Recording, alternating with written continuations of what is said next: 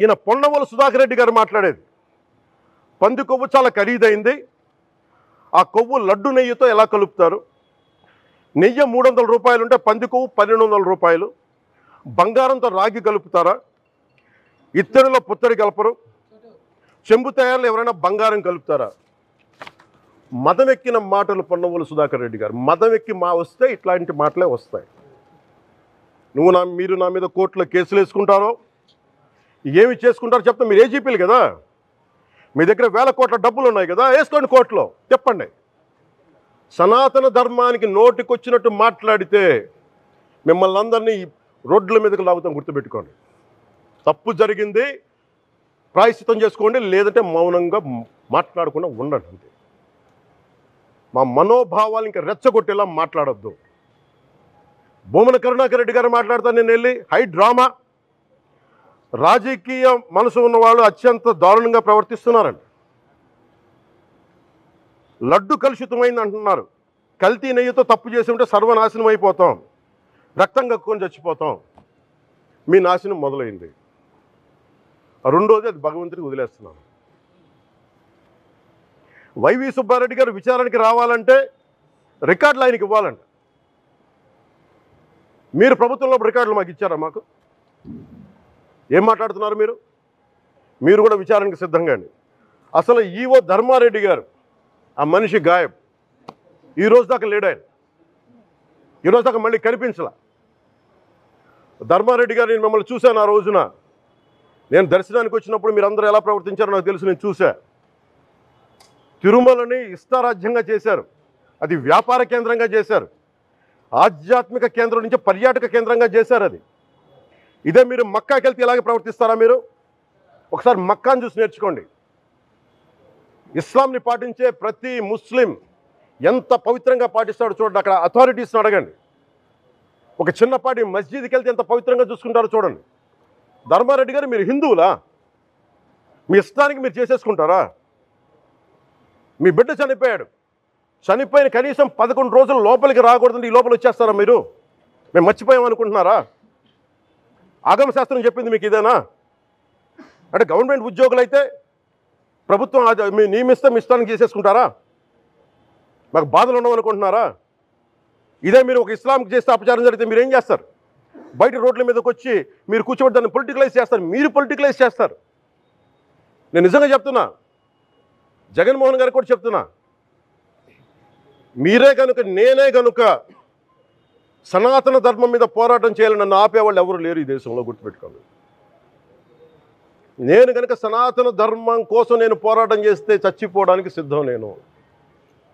కానీ నేను అక్కడ దాకా తీసుకెళ్ళిన విషయాలు, దానికి నిదర్శనమే రాముల వారి విగ్రహం శిరిచ్ఛేదం జరిగినప్పుడు ఒక్క మాట మాట్లాడకుండా చెప్పి కూర్చున్నాను. ఆ తెలివితేట లేక మీ ప్రభుత్వాన్ని కిందకి తీసుకొచ్చి అధాపాతాలను తొక్కిన మేము మాకు శక్తి లేదనుకుంటున్నావా? ఉండవనుకుంటున్నావా? కానీ మేము సమాజాన్ని కలిపి ఉంచాలని వ్యక్తులం తప్ప విడగొట్టాలని వ్యక్తులం కాదు మేము, గుర్తుపెట్టుకోండి. అలాగే ఈరోజు నుంచి ప్రజలందరికీ కూడా చెప్తున్నా, అన్ని మతాలని మేము గౌరవించేది ఈ నేల. ఒక జనసేన పార్టీ అని కాదు, తెలుగుదేశం పార్టీ అని కాదు. మీరు ఏ పార్టీలకు సంబంధించిన వైసీపీలో ఉన్న హిందువులందరూ ఏం చేస్తున్నారు? మీరందరూ పోటీ పడ్డారు కదా తిరుమలకి వెళ్ళటానికి, మీరు మర్చిపోయారు. ఇందులో ఈ పాపం మీకు కూడా వస్తుంది, ఈ పాపం మీకు కూడా తగులుద్ది. మీ మౌనం కూడా మొత్తం జాగ్రత్త, తరాలు నాశనం అయిపోతాయి. మీ మౌనం మంచిది కాదు. ఇది ఒక వెంకటేశ్వరుడికి జరిగింది కాదు, భగవంతుడికి, నిరాకారుడు, ఆయనకి ఇవేం పట్టవు. మనం నమ్ముకొని ఆయనకి వెళ్తున్నది, మనకి బాధ్యత ఇది. ఇంకా ప్రతి ఒక్కరు దీన్ని గుర్తుపెట్టుకోండి. చేతులెత్తి వేడుకుంటున్నాను. సగటు హిందూ, మీరు సినిమా టికెట్లకు వెళ్ళిపోతారు అభిమానులు అందరూ. మీరెవరు హిందువులు లేరా? సినిమా టికెట్ల కోసం చించుకుంటారు. సినిమాని మీరు కూర్చోడానికి మీరు మొత్తం మాట్లాడతారు. అందరిని అడుగుతున్నా, మొత్తం భారతదేశపు యావత్తు ఉన్న సినిమా అభిమానులను అడుగుతున్నా, మీరందరూ హిందువులే కదా, అత్యధికులు హిందువులే కదా,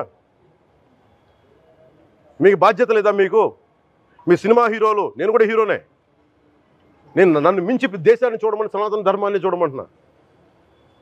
మీ కన్వీనియంట్గా కూర్చోబెట్టి హీరోలను ఎత్తడం కాదు, నన్ను ఎత్తడం కాదు. ధర్మం విఘాతం కలిగినప్పుడు ధర్మానికి మీరు మాట్లాడటం మీ బాధ్యత. నా తరం మేము కష్టపడుతున్నాం, ముందుకు వచ్చాం. ఎవరి కోసం పడుతున్నాం ఈ కష్టాలు? మాకు సరదా కాదు.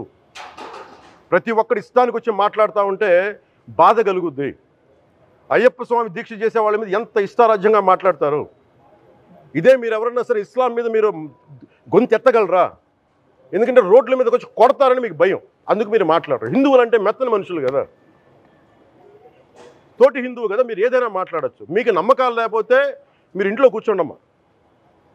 మీకు నమ్మకాలు లేకపోతే ఇంట్లోంచి బయటికి రాకండి, మమ్మల్ని ఏం అనకండి.